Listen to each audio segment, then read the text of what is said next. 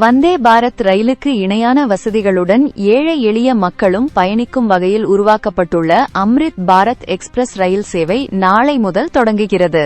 நாளை ஜனவரி 23ஆம் தேதி வெள்ளிக்கிழமை காலை 10:45 மணிக்கு திருவனந்தபுரத்தில் நடைபெறும் விழாவில் பிரதமர் நரேந்திர மோடி இந்த புதிய ரயிலை கொடியசைத்து தொடங்கி வைக்கிறார். திருவனந்தபுரம் தாம்பரம் இடையிலான இந்த அம்ரித் பாரத் ரயில் தமிழகத்தின் தென் மாவட்டங்கள் வழியாக சென்னையை இணைக்கப் போகிறது. இந்த ரயிலின் சிறப்பம்சம் என்னவென்றால் இது முழுக்க முழுக்க ஏசி இல்லாத பெட்டிகளை கொண்டது. ஆனாலும் இதில் அதிநவீன வசதிகள் உள்ளன.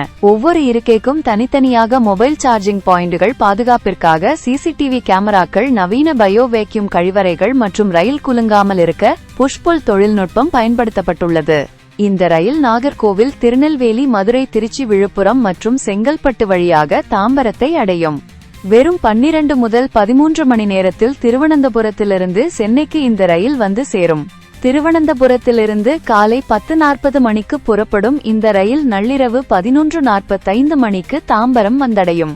அதேபோல் மறுமார்க்கமாக தாம்பரத்திலிருந்து மாலை 5:30 மணிக்கு புறப்பட்டு மறுநாள் காலை 8 மணிக்கு திருவனந்தபுரம் சென்றடையும்.